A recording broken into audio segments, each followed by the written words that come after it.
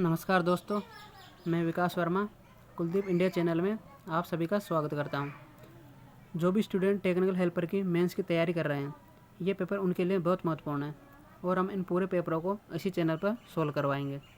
तो आइए देखते हैं पहला क्वेश्चन। निम्न में से कौन सा बलों की विद्युत रेखाओं का एक गुण नहीं है? ये धनात्मक आवेश से आरंभ होती है।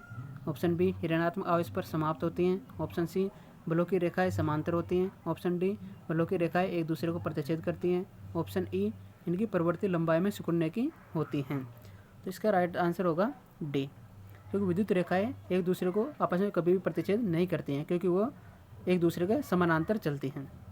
आइए नेक्स्ट क्वेश्चन देखते हैं। कम दूरी पर रखे गए दो बराबर और विपरीत बिंदु आवेश क्या बनाते हैं? ऑप्शन ए विद्युत आवेश, ऑप्शन बी द्विध्रुव आघूर्ण, ऑप्शन सी विद्युतीय द्विध्रुव, ऑप्शन डी विद्युतीय फ्लक्स, ऑप्शन ई विद्युत विभव। तो इसका राइट आंसर होगा सी, क्योंकि दो बराबर और विपरीत आवेश हमेशा विद्युतीय द्विध्रुव का निर्माण करते हैं। आइए नेक्स्ट क्वेश्चन देखते हैं। ओमिक चालक का प्रतिरोध किस पर निर्भर करता है? ऑप्शन ए लंबाई पर, ऑप्शन बी अनुप्रस्थ काट के क्षेत्रफल पर, ऑप्शन सी पदार्थ पर, ऑप्शन डी तापमान पर, ऑप्शन ई इन सभी पर। तो चालक का जो प्रतिरोध होता है वो इन सभी कारकों पर निर्भर करता है। चालक का रेजिस्टेंस जो होता है वो लंबाई के डायरेक्टली प्रोपोर्शनल होता है, जबकि चालक का रेजिस्टेंस क्षेत्रफल के इन्वर्सली प्रोपोर्शनल होता है और पदार्थ की प्रकृति पर भी निर्भर करता है। ठीक है दोस्तों, नेक्स्ट क्वेश्चन देखते हैं। वर्ग तरंग का रूप गुणांक क्या होता है? 1.11, 1, 1.16, 1.57 या 2। वर्ग तरंग रूप गुणांक का मतलब होता है पीक फैक्टर। जो स्क्वायर वेव का पीक फैक्टर जो होता है वो इकाई होता है। पीक फैक्टर और फॉर्म फैक्टर दोनों का मान इकाई होता है। नेक्स्ट क्वेश्चन देखते हैं। हाफ वेव रेक्टिफायर ज्या तरंग का शीर्ष गुणांक क्या होता है? 1.41, बी 1, सी 1.73, डी 2, ई 1.16। तो हाफ वेव रेक्टिफायर का शीर्ष गुणांक यानी कि पीक फैक्टर जो होता है वो 2 होता है। अगर बात करें फुल वेव रेक्टिफायर की तो उसके लिए पीक फैक्टर का मान √2 होता है। तो ठीक है दोस्तों, इसका राइट आंसर हो जाएगा डी। नेक्स्ट क्वेश्चन पर चलते हैं। निम्न में से कौन सा पार्श्व परिपथ का एक गुण है? ऑप्शन ए प्रत्येक ब्रांच का वोल्टेज भिन्न होता है, ऑप्शन बी प्रत्येक ब्रांच की धारा समान होती है, ऑप्शन सी धारा प्रतिबाधा पर निर्भर नहीं करती है, ऑप्शन डी कुल धारा ब्रांच धाराओं के सदिश योग के बराबर होती हैं, ऑप्शन ई प्रत्येक ब्रांच के वोल्टेज और धारा के मध्य का कोण समान होता है।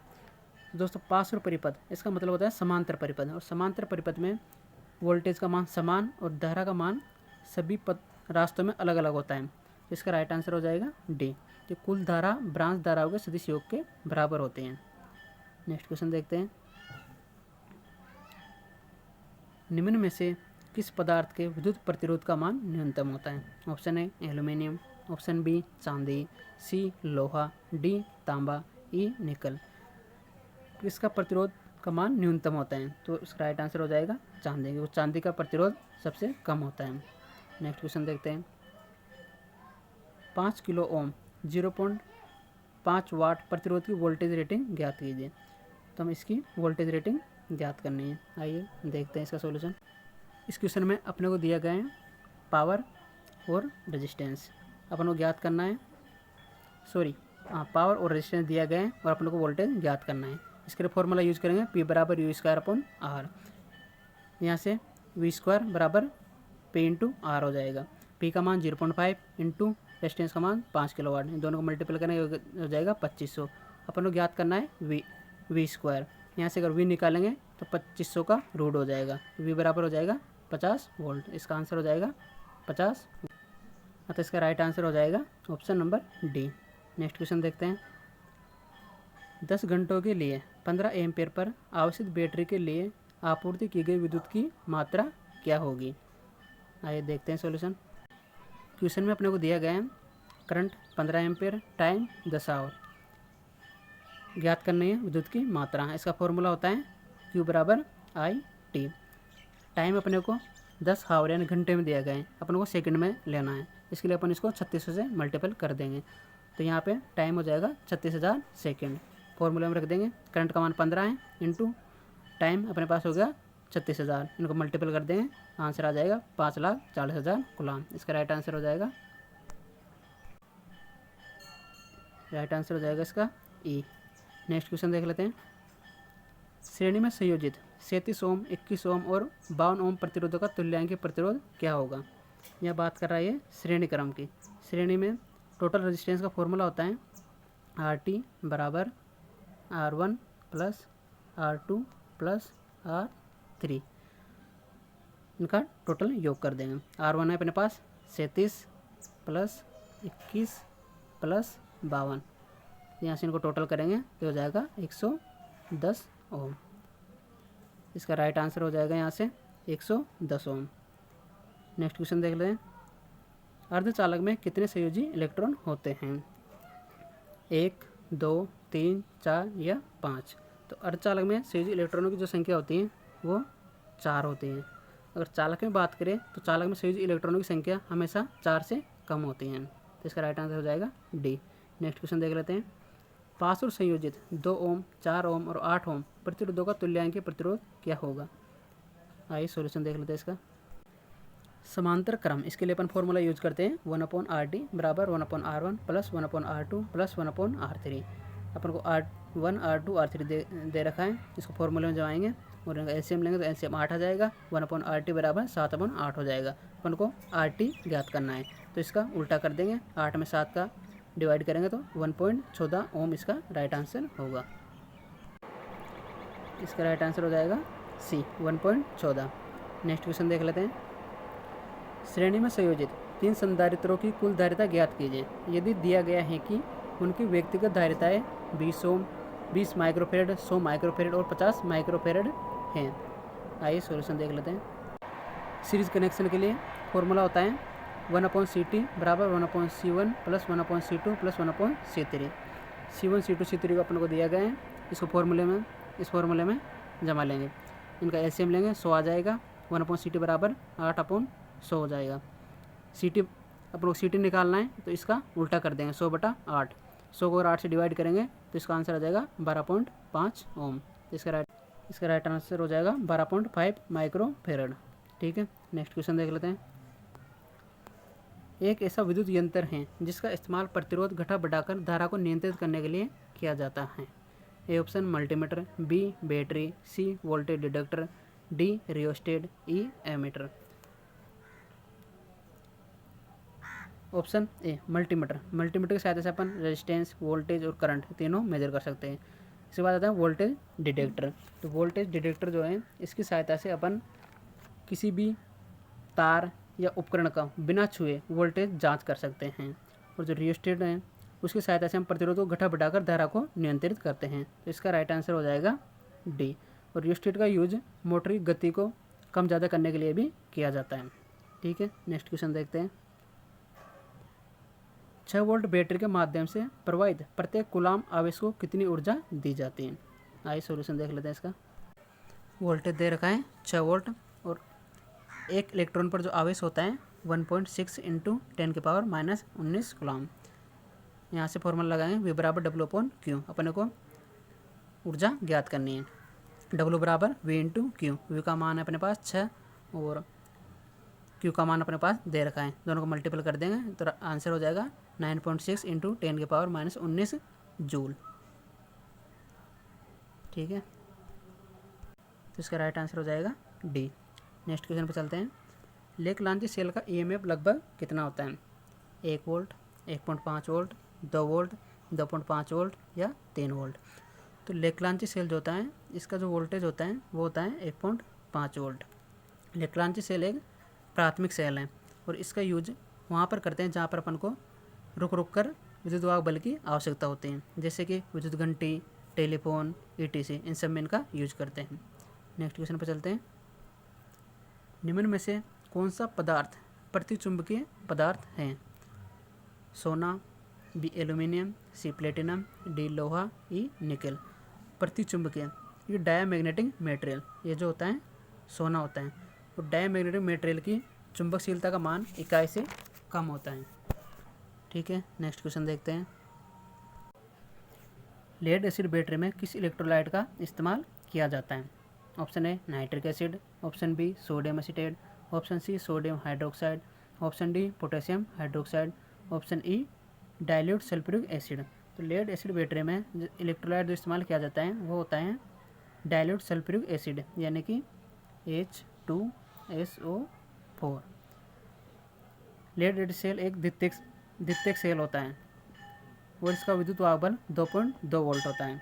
इसमें धनात्मक प्लेटें जो होती है वो PbO2 यानी कि लेड पेरा ऑक्साइड की बनी हुई होती हैं। ऋणात्मक प्लेटों की बात करें तो वह लेड की बनी हुई होती हैं।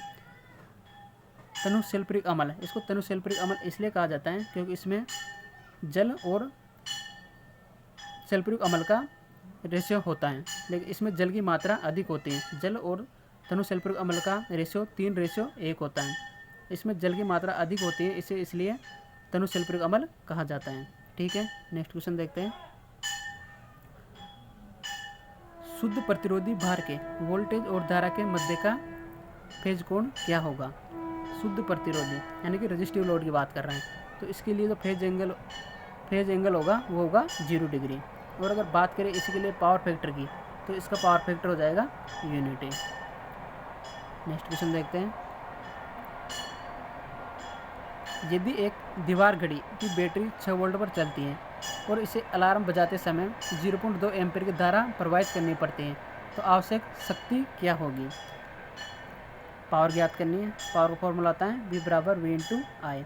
वोल्टेज दे रखा है 6 वोल्ट, करंट दे रखा है 0.2 एम्पीयर, तो मल्टीपल कर देंगे आ जाएगा 1.2 वाट, यानी कि राइट आंसर हो जाएगा इसका B 1.2 वाट। ठीक है, नेक्स्ट क्वेश्चन पर चलते हैं।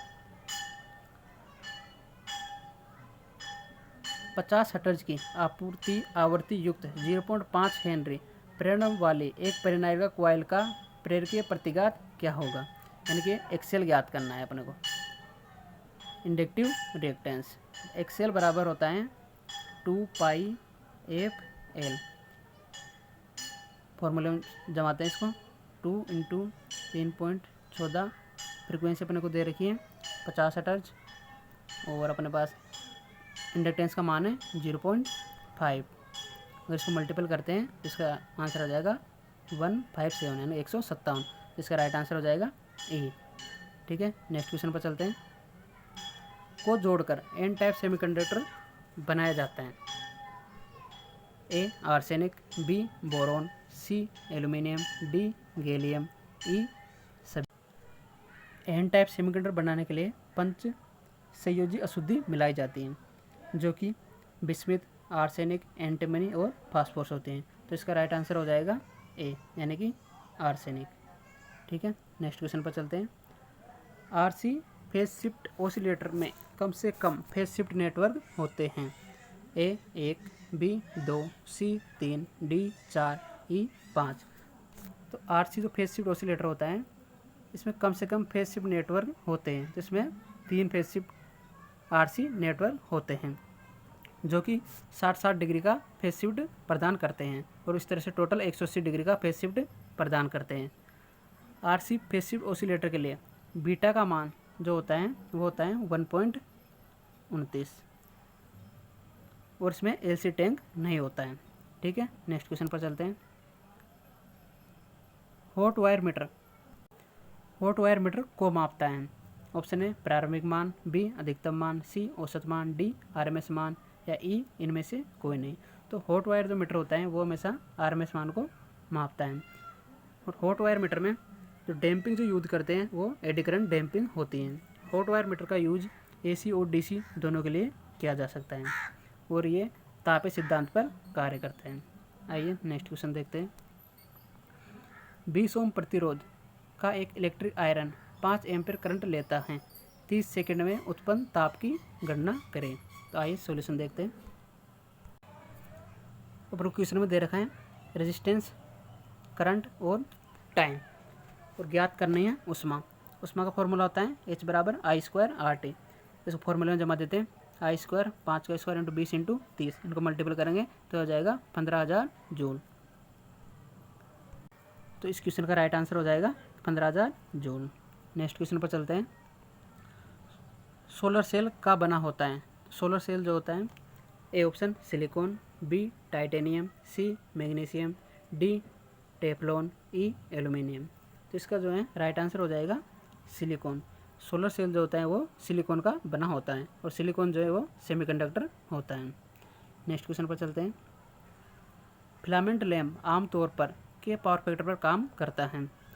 Option A 0.5 leading, option B 0.5 lagging, C इकाई, D 0.8 lagging, E 0.8 leading. Filament जो लैम्प होता है जिसमें फिलामेंट जो होता है वो टंगस्टन का बना होता है और उसका रेजिस्टेंस हाई होता है और ये रेजिस्टिव लोड की तरह कार्य करता है, इसलिए इसका पावर फैक्टर यूनिटी यानी कि इकाई होता है। नेक्स्ट क्वेश्चन देखते हैं। चुंबकीय पारगम्यता संकेत से दर्शाया जाता है? ए ऑप्शन है इसको म्यू बोलते हैं, बी एच, सी फाई, ई लैम्डा और डी में क्वेश्चन दिया हुआ है। तो चुंबकीय पारगम्यता को म्यू से दर्शाया जाता है, तो इसका राइट आंसर हो जाएगा ए। फाई से फ्लक्स को दर्शाते हैं, एच से हेनरी को दर्शाते हैं। ठीक है, नेक्स्ट क्वेश्चन देखते हैं। लेबोरेटरी में आमतौर पर इस्तेमाल होने वाला सिंगल जनरेटर ओसिलेटर है? ए ऑप्शन है वेन ब्रिज, बी हार्टले, सी क्रिस्टल, डी फेज शिफ्ट, ई इनमें से कोई नहीं। तो लेबोरेटरी में जो आमतौर पर हम इस्तेमाल करते हैं सिंगल जनरेटर वो होता है वेन ब्रिज, तो राइट आंसर हो जाएगा ए। वेन ब्रिज ओसिलेटर जो होता है इसमें पॉजिटिव और नेगेटिव दोनों फीडबैक होते हैं और ये लो फ्रिक्वेंसी ओसिलेटर है और इसमें एक ब्रिज होता है।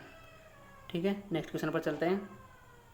उस सर्किट का कुल करंट और प्रतिरोध क्या है जिसके 3 किलो ओम, 6 किलो ओम और 6 किलो ओम के 3 रजिस्टरों को 30 वोल्टेज सप्लाई के साथ सीरीज में जोड़ा गया है? तो आइए सॉल्यूशन देख लेते हैं। रेजिस्टेंस दिया गया है R1, R2, R3, voltage 30 volt. अपन को ज्ञात करना है इसमें करंट और टोटल रेजिस्टेंस। सीरीज सर्किट है, टोटल रेजिस्टेंस के लिए फॉर्मूला आता है R1 + R2 + R3। तीनों रेजिस्टेंस को जोड़ देंगे, टोटल रेजिस्टेंस हो जाएगा 15 किलो ओम। करंट ज्ञात करने के लिए I = V/R। वोल्टेज अपने को दे रखा है 30 वोल्ट, रेजिस्टेंस अपने को प्राप्त हो गया 15 kilo ohm. I = V/R, voltage 30 हो गया, रेजिस्टेंस हो गया 15 किलो। 15 से 30 को काट दिया 2, नीचे 1000 बचा हुआ है, तो ये हो जाएगा 2 मिली एम्पेयर। तो इसका राइट आंसर हो जाएगा सी, करंट 2 मिली एम्पेयर और रेजिस्टेंस 15 किलो। नेक्स्ट क्वेश्चन देख लेते हैं। फ्लक्स का 1 वेबर बल्कि चुंबकीय लाइनों के बराबर हैं? Option A 10⁵, option B 10⁶, option C 10⁷, option D 10⁸, option E 10⁹। तो 1 वेबर जो होता है वो होता है 10⁸। तो इसका राइट आंसर हो जाएगा डी। ठीक है, नेक्स्ट क्वेश्चन पर चलते हैं। सर्ज टैंक किस सुरक्षा के लिए होता है? A option dam, B spillways, C penstock, D headworks, E control gate. तो सर्ज टैंक जो होता है वो पेनस्टॉक की सुरक्षा के लिए होता है। अब पेनस्टॉक क्या होता है? ये एक पाइप होता है जिसकी सहायता से पानी को बांध से टरबाइन तक आता है। उस पेनस्टॉक में वाटर हैमर की प्रॉब्लम आती है, उससे बचने के लिए सर्ज टैंक का यूज करते हैं। इसका राइट आंसर हो जाएगा पेनस्टॉक। नेक्स्ट देखते हैं। 120 वोल्ट और 12 एम्पेयर के एक 60 साइकिल वाले एसी सर्किट में का ट्रू पावर वैल्यू होता है? आइए इसका सॉल्यूशन देख लेते हैं। क्वेश्चन अपने को दिया हुआ है, वोल्टेज 120 वोल्ट है, करंट 12 एम्पेयर है, फ्रीक्वेंसी 60 हर्ट्ज है और एसी सर्किट की बात कर रहे हैं। ट्रू पावर को एक्टिव पावर भी बोलते हैं। इसके लिए अपन फॉर्मूला यूज करेंगे P = VI cos phi। Voltage जो है इसमें वोल्टेज और करंट जो है दोनों मैक्सिमम दे रखा है और एसी में हमेशा अपन RMS वैल्यू लेते हैं। तो इसको 120/√2 × 12/√2 पावर फैक्टर का मान अपन इकाई ले लेते हैं। √2 क्यों किया?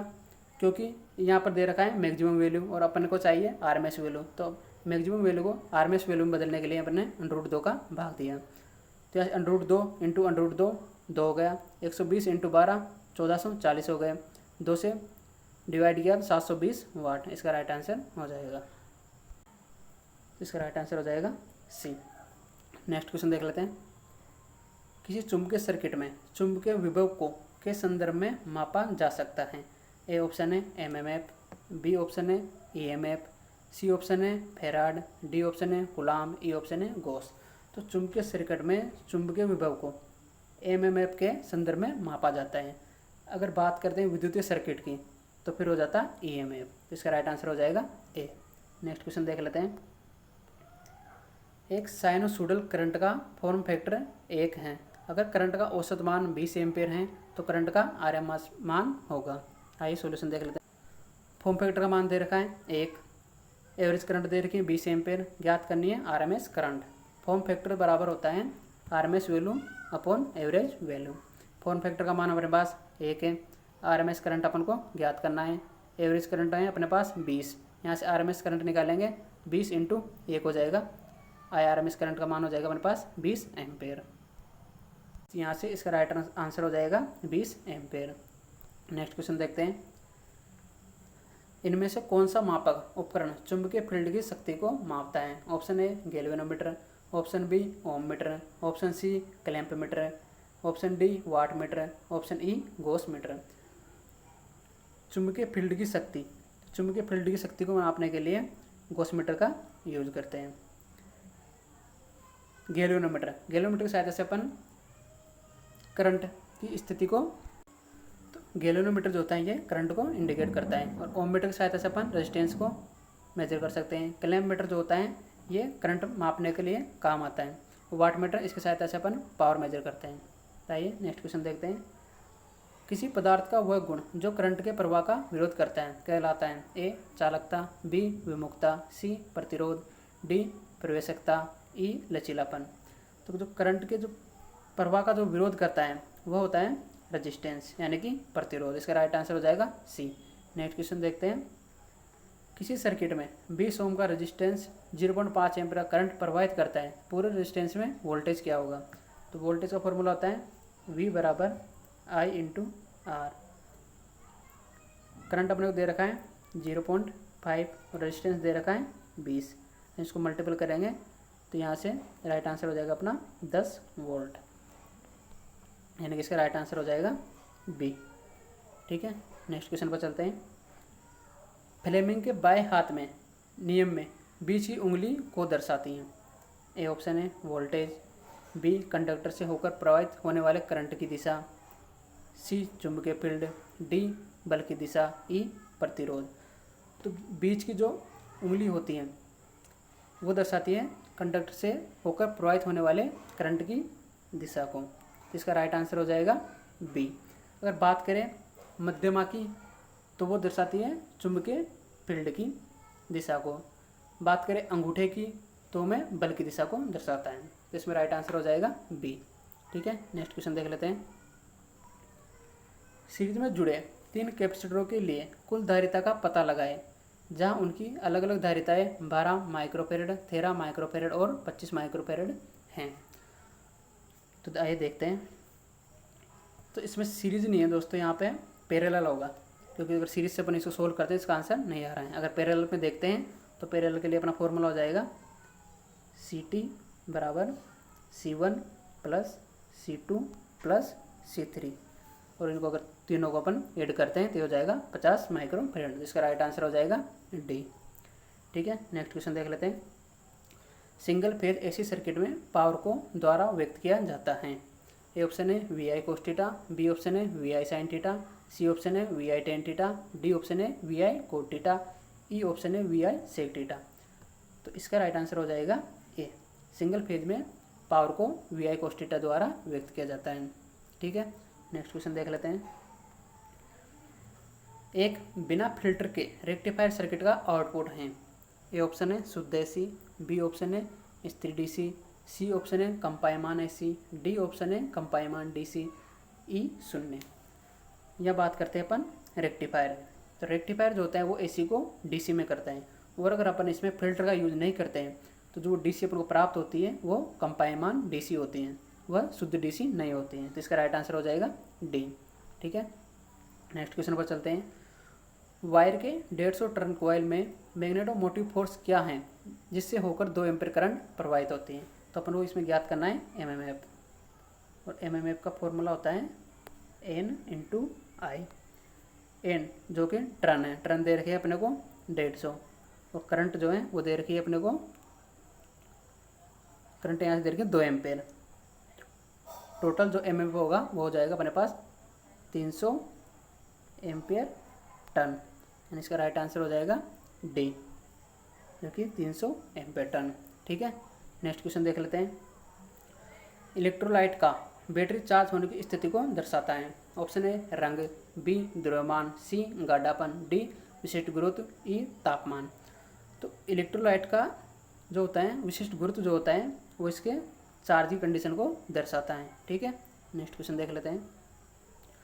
पूरे रजिस्टर में विभवांतर का पता लगाएं जब 5 ओम के रजिस्टर में प्रति सेकंड 125 जूल ऊष्मा उत्पन्न होती है। अपन को इसमें ज्ञात करना है विभवांतर, और अपन को दे रखा है रेजिस्टेंस और ऊष्मा। ठीक है, आइए सॉल्यूशन देख लेते हैं। तो क्वेश्चन में अपने को दे रखा है रेजिस्टेंस 5 ओम, ऊष्मा 1.25 जूल और टाइम 1 सेकेंड। ज्ञात करना है वोल्टेज। फॉर्मूला लगा देंगे अपन, H बराबर I² RT। यहाँ से H 125 हो गया बराबर I², रेजिस्टेंस 5 ओम है और टाइम 1 सेकेंड। यहाँ से I² निकालेंगे, 25 हो गया I², अगर I निकालेंगे तो 5 का रूट कर देंगे, यानी कि करंट हो गया 5 एम्पेयर। अपन को ज्ञात करना है वोल्टेज। इसके लिए फॉर्मूला होगा V बराबर IR। करंट अपने को दे रखा है आ गया 5 एम्पेयर और रेजिस्टेंस अपने को दे रखा है 5 ओम। तो यहाँ से इस फॉर्मूले में लगा देंगे और 5 × 5 बराबर 25 वोल्ट। इसका राइट आंसर हो जाएगा 25 वोल्ट। नेक्स्ट क्वेश्चन पर चलते हैं।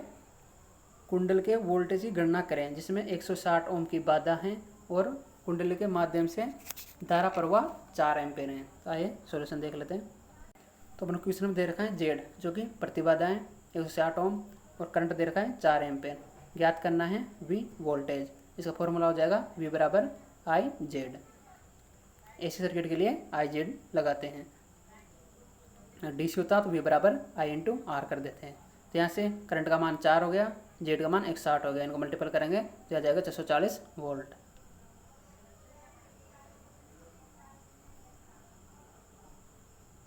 इसका राइट आंसर हो जाएगा डी 640 वोल्ट। ठीक है, नेक्स्ट क्वेश्चन देख लेते हैं।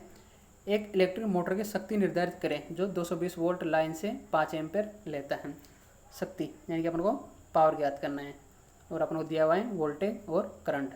पावर का फॉर्मूला P बराबर V × I। वोल्टेज अपने पास है 220 और करंट है अपने पास 5 एम्पेयर। अगर इनको मल्टीपल करेंगे तो आ जाएगा 1100 वाट। इसका राइट आंसर हो जाएगा E। ठीक है, नेक्स्ट क्वेश्चन पर चलते हैं। एक सोलेनॉइड कोयल की प्रतिबाधा पाए जिसमें 30 ओम का प्रतिरोध होता है और 40 ओम की अपरिवर्तनीय प्रतिक्रिया होती है। तो आइए इसका सॉल्यूशन देख लेते हैं। तो अपने को क्वेश्चन में दिया गया है रेजिस्टेंस 30 ओम, एक्सेल यानी इंडक्टिव रिएक्टेंस जो है 40 ओम। अपन को ज्ञात करना है जेड यानी कि प्रतिबाधा।